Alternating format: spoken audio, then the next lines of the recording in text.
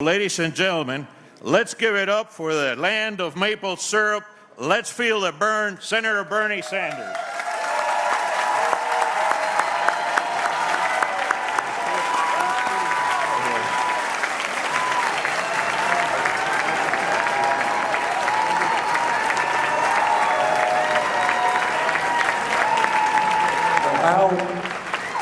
Al, thank you very much for that generous introduction, and I'll make certain to get you all of the maple syrup you need. Let me begin by thanking the No Labels Conference for inviting me and for the important work they are doing. And I think the essence of what they are trying to do, what you all are trying to do, is to get beyond the ugliness of contemporary politics, the very bitter personal attacks that we see every single day, and let's sit down and analyze what the most important problems are that we face as a country and figure out together how we go forward. And while, as Al indicated, yeah, there are going to be big disagreements, let's treat each other civilly, let's treat each other respectfully, and let's not try to demonize people who may have disagreements with us. In my mind, there is no question but that our country faces some very, very serious challenges. In fact, the challenges that we face today, if you include climate change, may be greater than at any time since the Great Depression. And as the No Labels Conference points out, what we need are answers to the problems, not just campaign rhetoric. Let me start by saying that the bad news, and it is very bad news, and it's an issue that we have got to deal with, is that as a result of the Citizens United Supreme Court decision, we now have a campaign system which, and I use the word advisedly, is corrupt and is undermining American democracy. And I got to lay that right out on the table. I do not think that there is anything democratic about the fact that millionaires and billionaires can now spend as much money as they want. And we're looking at one family spending $900 million in this campaign cycle in order to elect candidates who represent their interests and not the best interest of the American people. So let me start this discussion right off at the top by saying that if we really want to create a vigorous, vibrant democracy where all people, conservatives, progressives, moderate, can get actively involved, can run for the office, in my view, we have got to overturn Citizens United and, in my view, move to public funding of elections.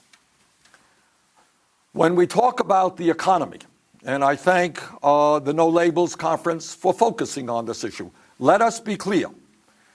Real unemployment is not what you read in the newspapers once a month. That's the official unemployment rate, which is now around 5%. Real unemployment, including those people who have given up looking for work and those people who are working part-time, is about 10%. And let me touch on something that very few people are talking about, and I hope the No Labels people will talk about, and that is youth unemployment. A study recently came out looking at youth unemployment for high school graduates between 17 and 20 years of age. And what they found is that for white young people, real unemployment was 31%. For Hispanic kids, it was 36%. And for African American kids, it was 51%. This is a crisis situation. And if we are more interested in making sure our kids are in school and have jobs, we should be investing in our young people and not simply in jails and incarceration. So real unemployment, and I'm glad you've raised that issue about unemployment. It's an issue that has to be talked about. It is much higher than I think people assume it is, and it is of crisis proportions for young people. And again, the United States of America, I hope you all agree with me, should not be having more people in jail, 2.2 million people, than any other country on earth. We should be investing in jobs and education, not just jails and incarceration. Now, when we talk about how we create some 25 million jobs over the next 10 years, there are, in my view, several things that we've got to do.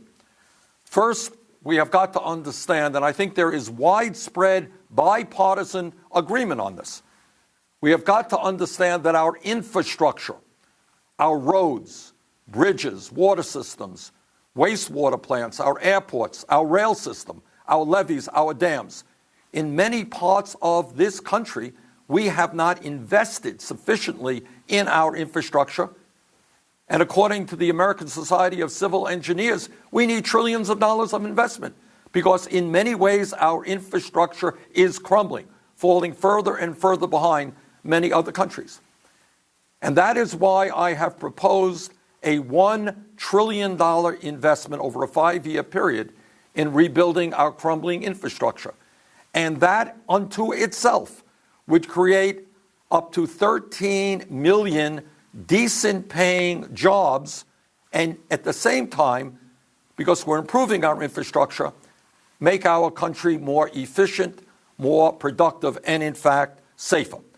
So I believe we should have a massive federal jobs program rebuilding our crumbling infrastructure. We can create, just by doing that, some 13 million decent paying jobs.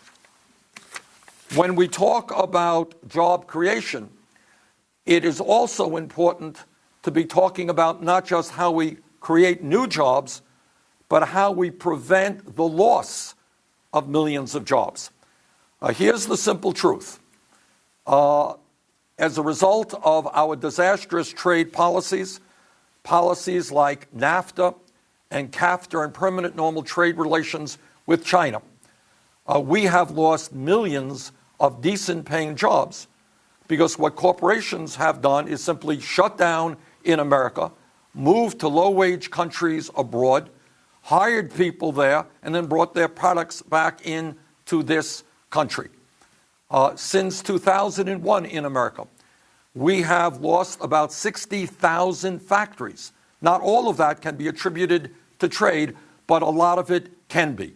So if we are serious about creating jobs, we need trade policies which create jobs in America, not just China or Vietnam. And that is why I not only have voted against NAFTA, CAFTA, and permanent normal trade relations with China, I am strongly opposing the Trans-Pacific Partnership. Furthermore, if we're going to talk about how we create the millions of jobs we all agree that we need to create, we need a financial system which makes affordable loans to small and medium-sized businesses. I think we all understand that the economic engine of America is not large corporations who by and large have been downsizing and moving to other countries, but small and medium-sized businesses.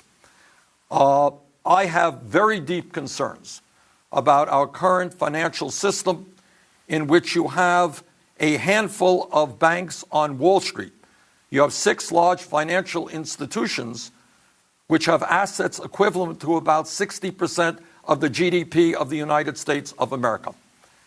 And these financial institutions on Wall Street are not terribly concerned, in my view, about creating jobs on Main Street or in small towns all over America. I think their greed, their recklessness, their irresponsibility is known to all. They caused the financial collapse of 2008.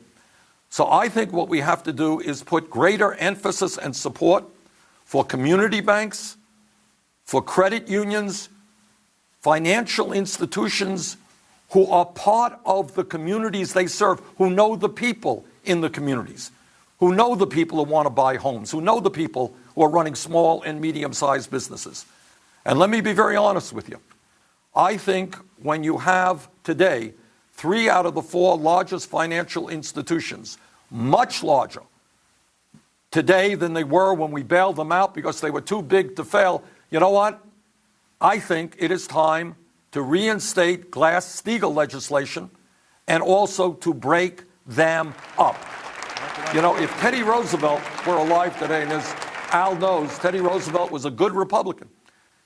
If Teddy Roosevelt were alive today, I think what he would be saying is when you have a small number of huge financial institutions who have so much economic power, so much political power, they are doing a real disservice to our economy. And I think he would say we should break them up, and I agree with him. When we talk about jobs, what we have also got to appreciate is that while it is absolutely imperative that we create millions of decent paying jobs, it is also equally important that those jobs pay people a living wage. All over this country right now, in Vermont and in New Hampshire, you have folks who are working 2 or 3 jobs.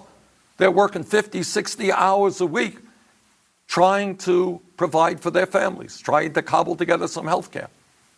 And in my view, when we have today a federal minimum wage of $7.25 an hour, we have just got to recognize that that minimum wage is totally inadequate.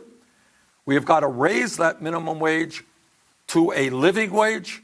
And I believe that over the next several years, as cities like Los Angeles and Seattle have begun to do, we've got to raise that minimum wage to $15 an hour, because I think if somebody works 40 hours a week, that person should not be living in poverty.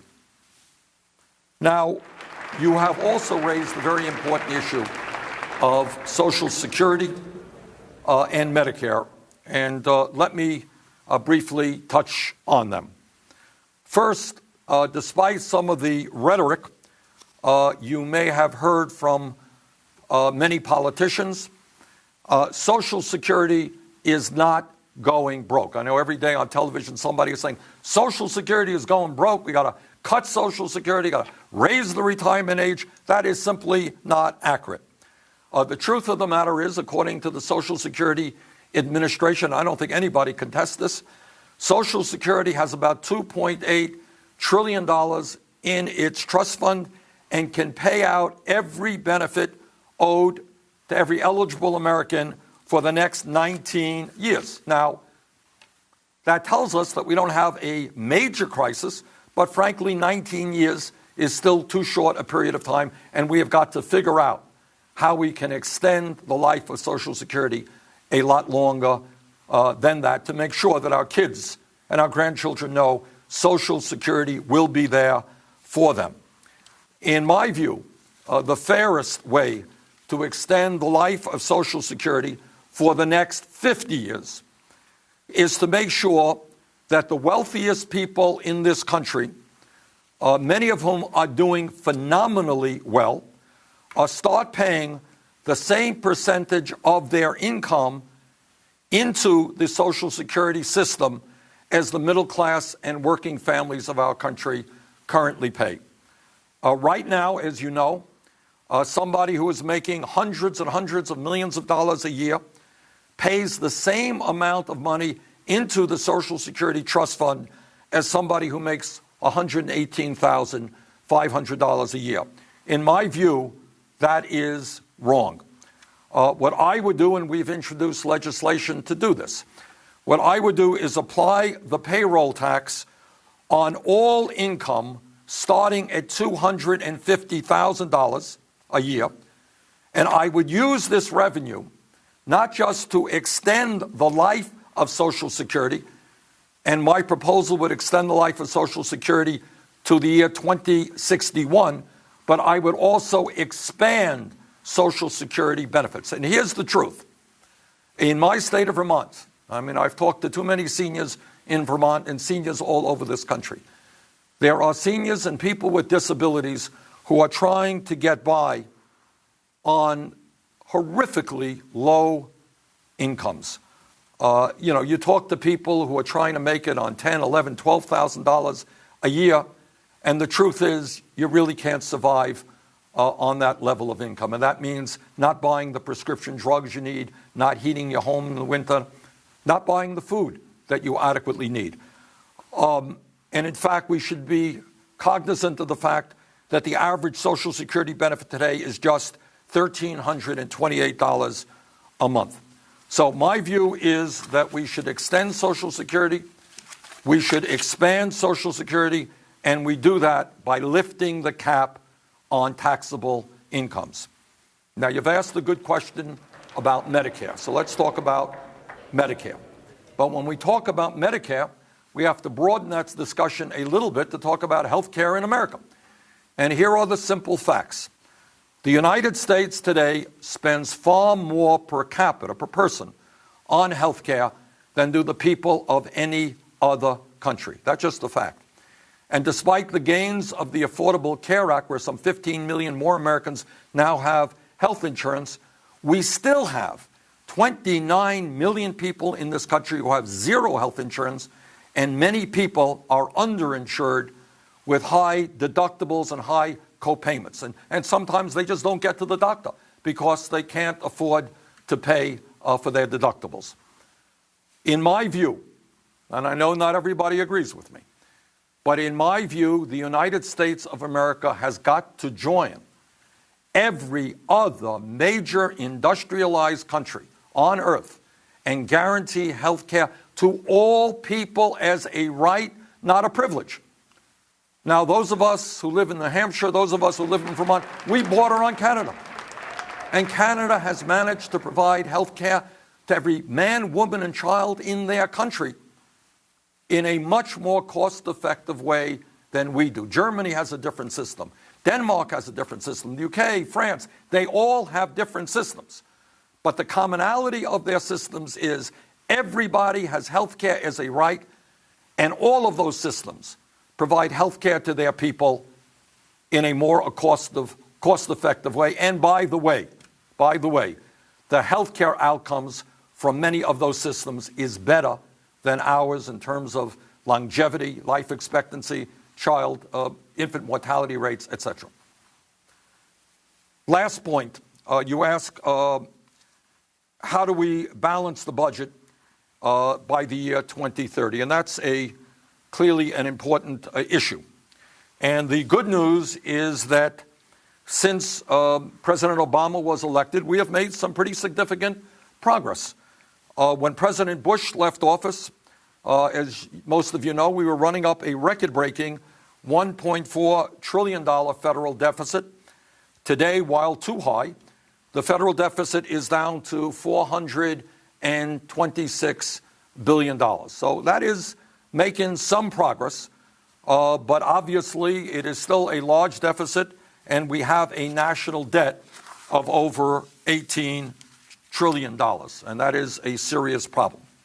Let me put the issue, if I might, of debt and deficit into a broader context and touch on some issues that I think are not widely discussed. When we talk about the deficit and the debt, I hope that everybody remembers that when we went to war in Afghanistan and Iraq, unfortunately, those wars were not paid for.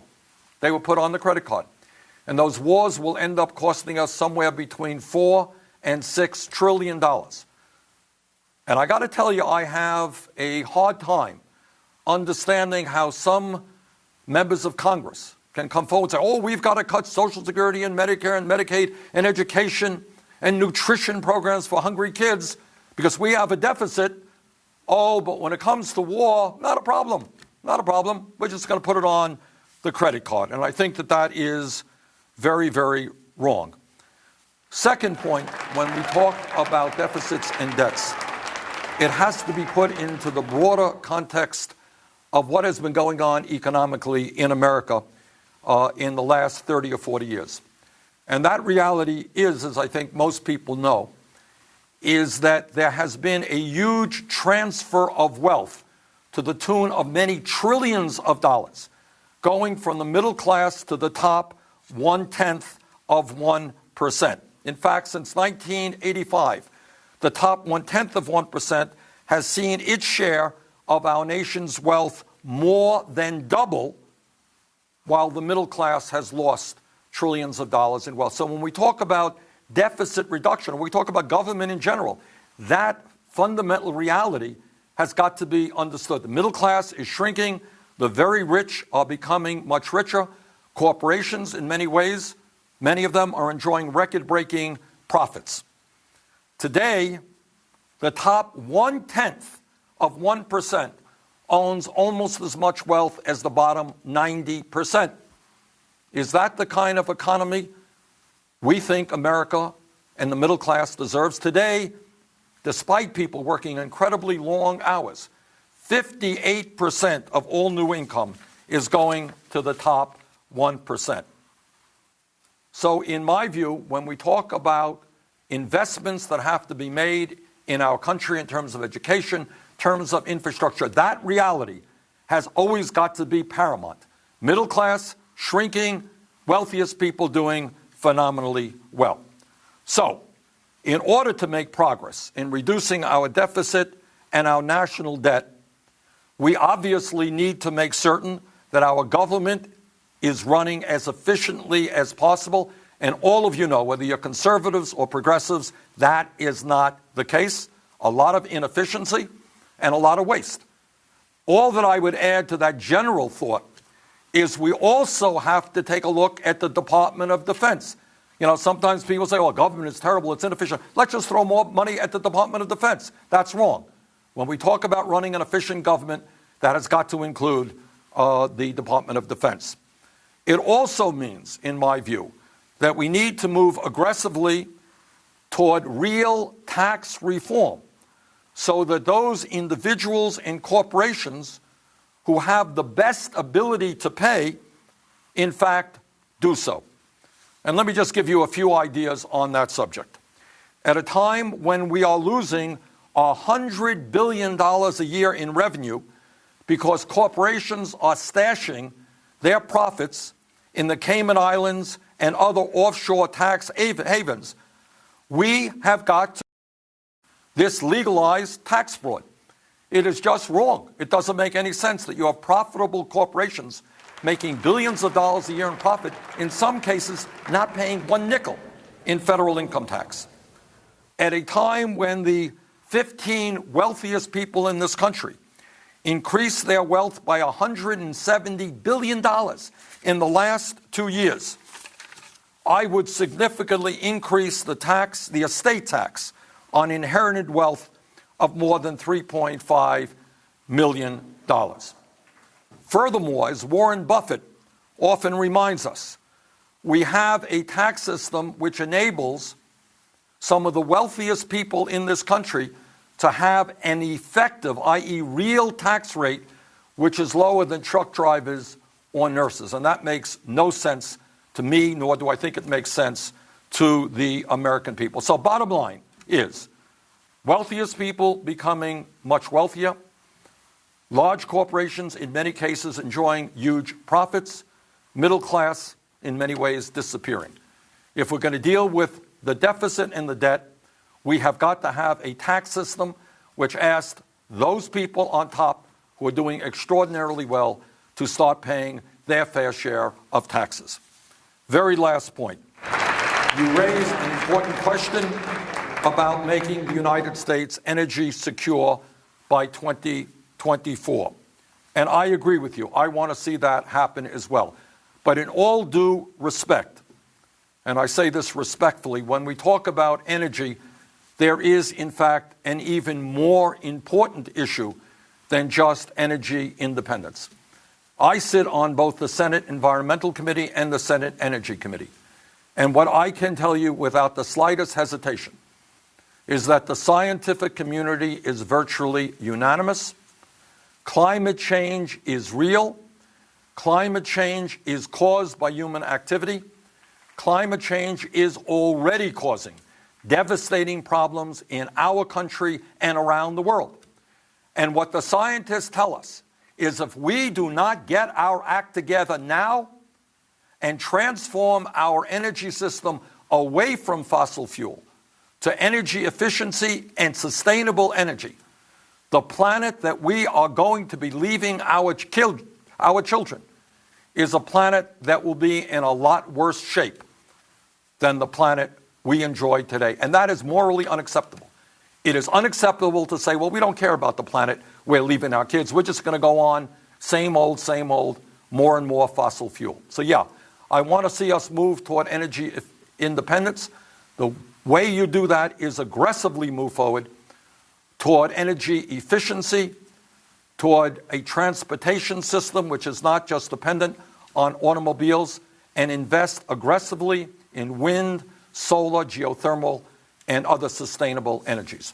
So let me conclude by thanking the No Labels Conference for the good work they do, for trying to get serious discussion on serious issues, for trying to minimize the politics that we see, the personal attacks that we see. I thank you very much for what you're doing, and I look forward to working with you in the future. Thank you all very much.